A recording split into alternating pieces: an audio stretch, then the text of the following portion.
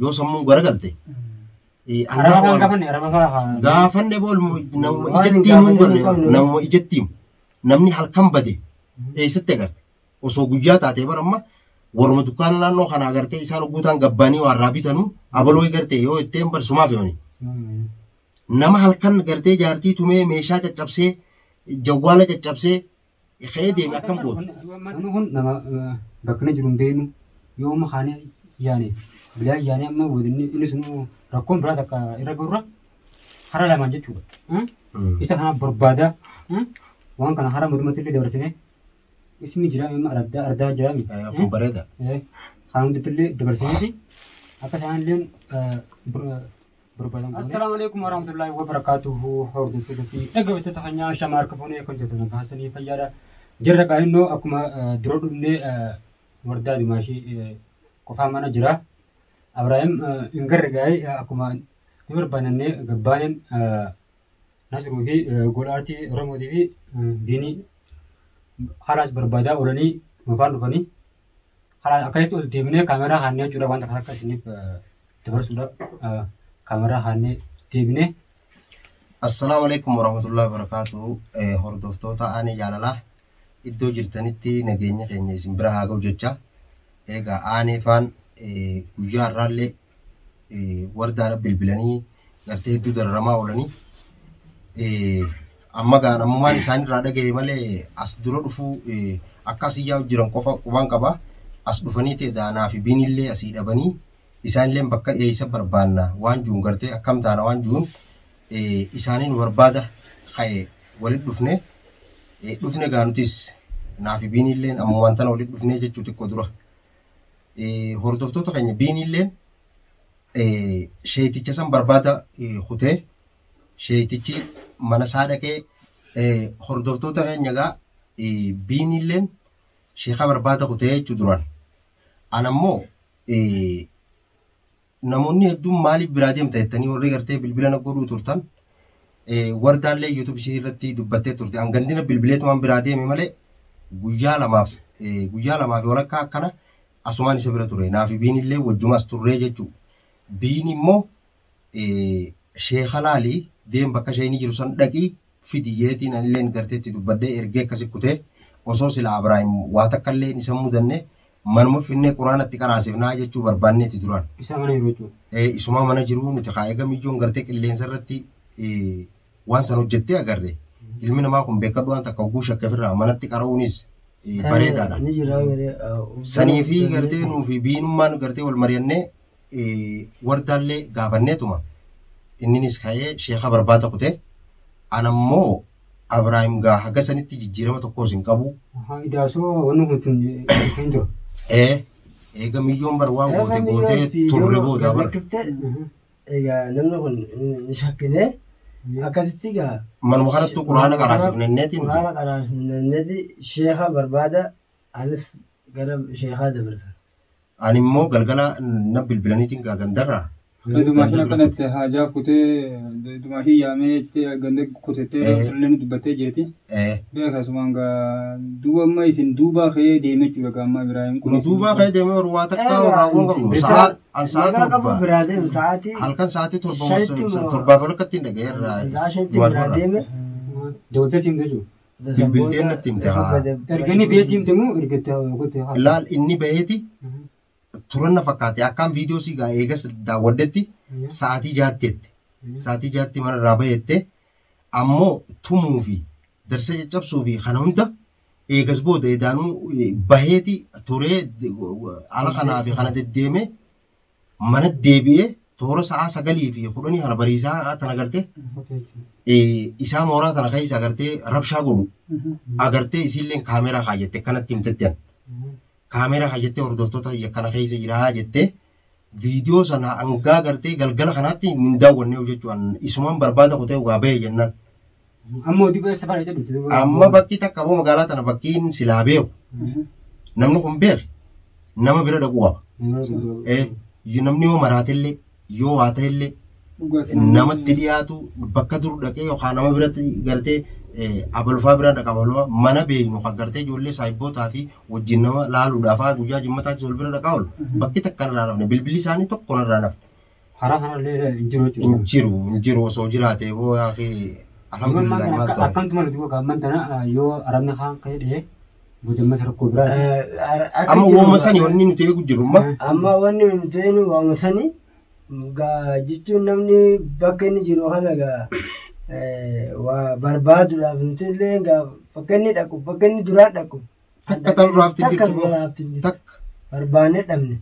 Wayi arabni waa godhaa yoo arabni dhee yoo arabaa walii utaalee namni kun wayii beekamaa dha. Namni gartee Jetan afaan manni afaan qabu afaan ibiddaa ta'e akka qabu ammaan asitti immoo tana. ol deebine gammaa halkan gosa. Ammaan dabarmaanni amma isheenillee barbaadeen dhuftanii bara akkumatti isin faana gabbaaneen gaafa fuula keessaan barraannee ol deebine. Yaa tolchitanii geessi. Kanaaf jecha ammaan tana isa kan barbaadu jira yoo viidiyoo isheenillee barbaanneewu. Ishii yoo mul'atte inni illee ni bara. Barmiyyoo dur lakkoofsa bilbila isiillee gaaf tokko gaafa gartee isiin dura dubbii haaftu san Abrahaam irraa fuudhanii viidiyoollee maruu baadhu itti dubbaddeetiin ture guyyaa tokko. Bilbilli isiichi booda hin bu'u nama bilbila isii beekullee tokko nagarre. Tokko irratti hin bu'u. Hin bu'u miidiyaan mana kanarraa gaafa gartee manas ni jirte jechuudha mana duraan gartee isiin jirtu san mana duraan isiin galuu turte san. Mana jijjiiratte.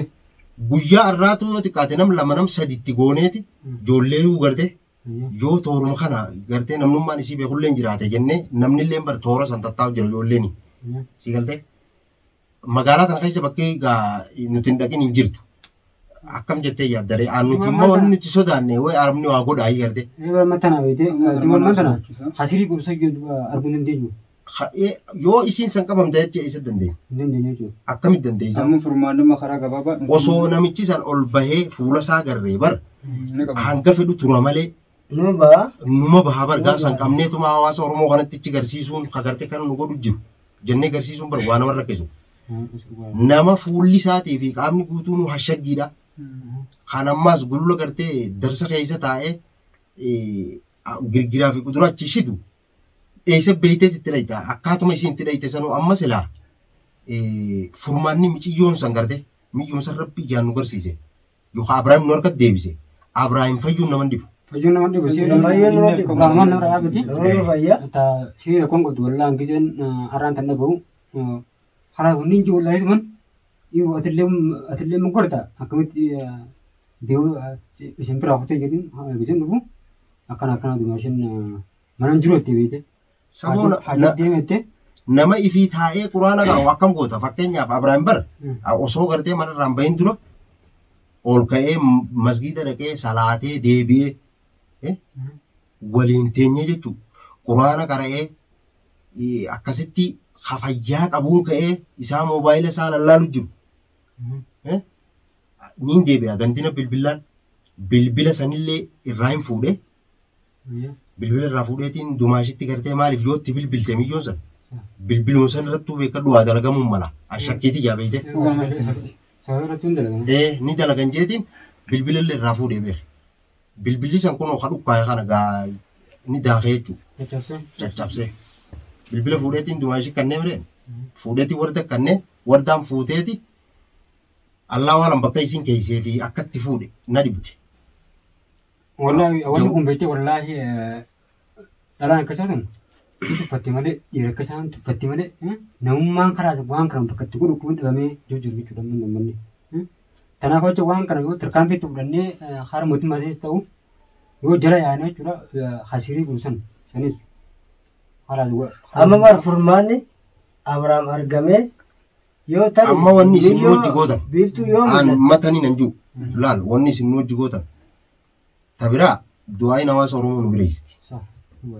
Tatti aantu namu gartee barbaadudha amma yoo xiqqaatte amma sa'aatiin amma jiru kunuu baalkallee ilii walakkaa dabree beeke. Akkasii beekadhu. Hanga ammaatu magaaluma keessa jennee gaa bakka gartee itti shakkinuu fi farzaa makiinaan deemtuu fi kanarrallee dhaabbachuu jira beekadhu gaa namni yoo sammuun garagalte.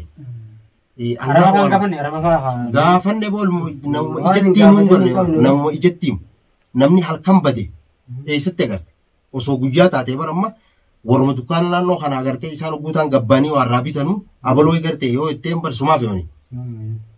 Nama halkan gartee jaartii tumee meeshaa caccabsee jawwaala caccabsee ka'ee deeme akkam goota. Du'a madda sirriin tuni teemma sirriin wal keessa. Gaara seenaa dhiiru. Gaara seenaa jabala.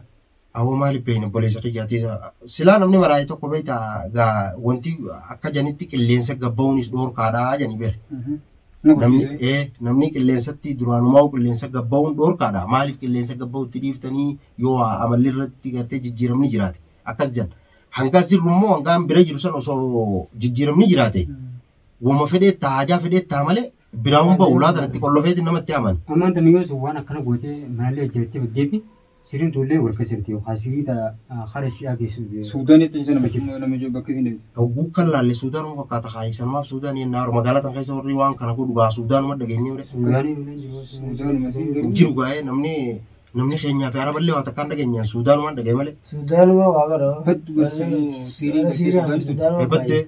Tapha kubbaa miilaa kana irratti agartanii akka isaan nama godhan leenca godhee barsiisu galchuu kubballeedha. Ammaan tana gartee Ibrahim gartee isaan itti godhan tuni ta'aaneetiin nu gargara fakkaatte haa ta'u gurbaa halkan. Gargare moo gargare? Tiyyaan gargare. Tun gargare yaa. Akaanati. Oromoodha. Yoo gosa kusan sila amma osoo dubbina maddee inni dhaan qabanii keessatti wanni kun hin teenye. Sanboota gaanfajinaan nama dhiisee beekte. Kanuu isin dogoggora maaliif osoo jira sangaa osoo gurmaanu isin dhaan gootummaadha. Guddanitti sabatee sinin deegara biti. Dhugaadha wallaahi sababa gololchaati. Sababa gololchaatiin gabbee jechuudha. Hawaan sana erguman gabbeen gisee fiidoo daawwattee kana jedhanii manatti himan. Wallaahi itti akkam bu'eeti wannan jawwan laalee. Sidaan maanta kaawwasanuu warra sidii godhasan tarkaanfii ajaa'ibaa irratti furanne. Akka isaan takka mana hidhaa isaatiin baane goone. Silaarraa isin hin dhufte. Tunis sangartii hin dhufte jechuudha. Bar duraanumaa jarriboo hidhata qaba. Hidhata qaba. Duraanumaa hidhata qaba malee intalti dhalaadhaa. Akka jaarsi siillee itti mul'atee gartee jaarsi amata jahamu maal eega biraa deemu. Jaarsillee mul'ate. Jaarsi mul'atee gololchaan galatoomijee dhufe. Asitti waraqaa hunda gololchatti kanneen kun waraqaa sana qabajee gololchi hunda agarsiisee gololchi fuudhee mana ishii geesse. Mana galchee waliin. Walitti isaan galchee biraati.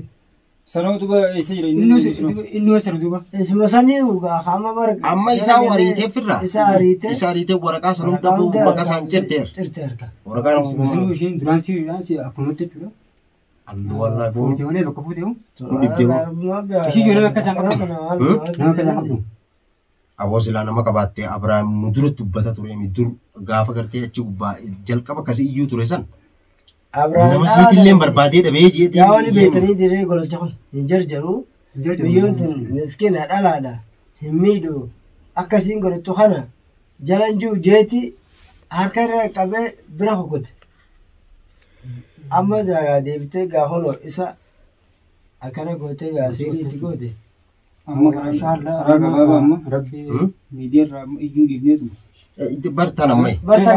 Akka inni qonnee haala qaama mootummaatis ta'u qaama mootummaatti dabarsine akkasii yaanee barbaadudha. Qaama mootummaadha yeroo isa aga takka gara takka ishii garre qaama mootummaa itti jennee ichiisan faana godhuudha malee akkatti ammoo isa takka isa argachuu barbaadan. Egaa ammaan tan bar namni kun nama bakkana jiru hin beeknu yoo makaanii yaane bilaa yaane amma inni sun rakkoon biraa takka irra gurra hara lamaan jechuudha. Isa kana barbaada waan kana hara mootummaatti illee dabarsine ismi jira amma ardaa jira mi.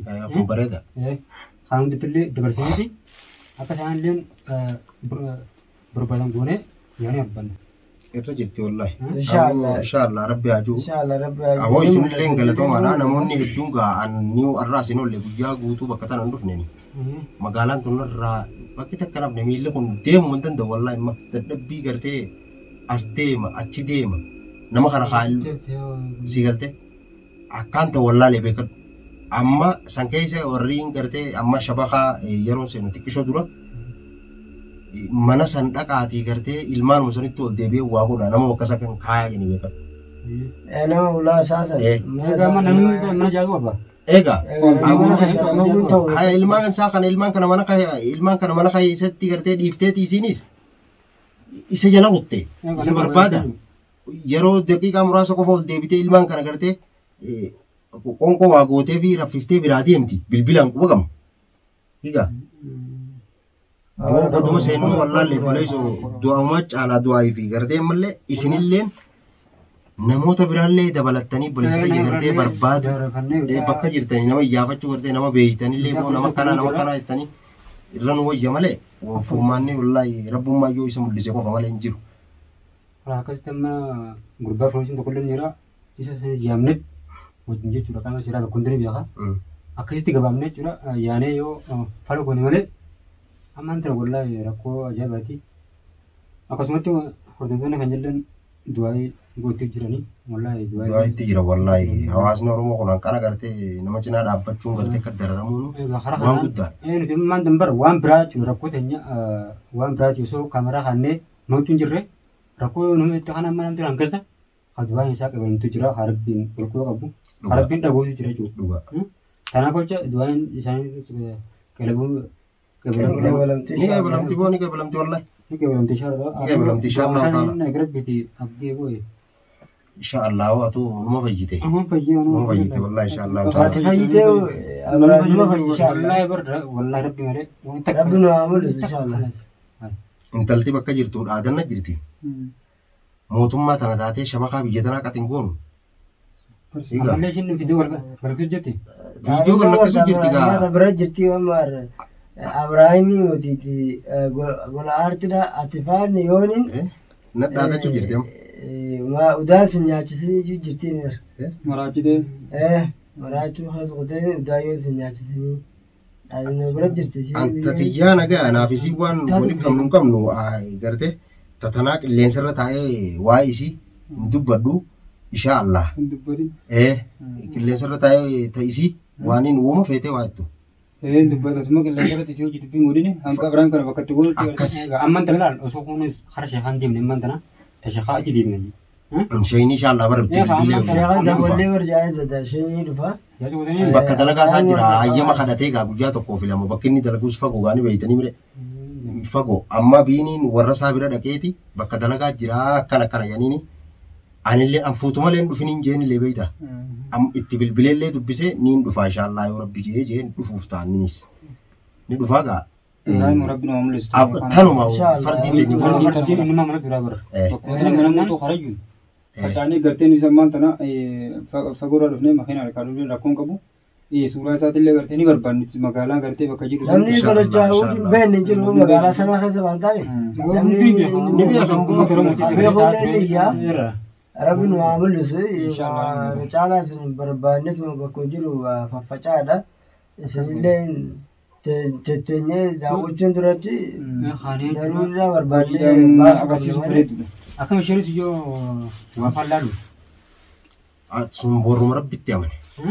Tafsiira warra gartee quraanaati malee waa laaluu fi kitaaba kana keessa hin jiru. Garuu wahuma fedheewu kitaaba quraanaa tokkicha kana qofaa gaafii jenni.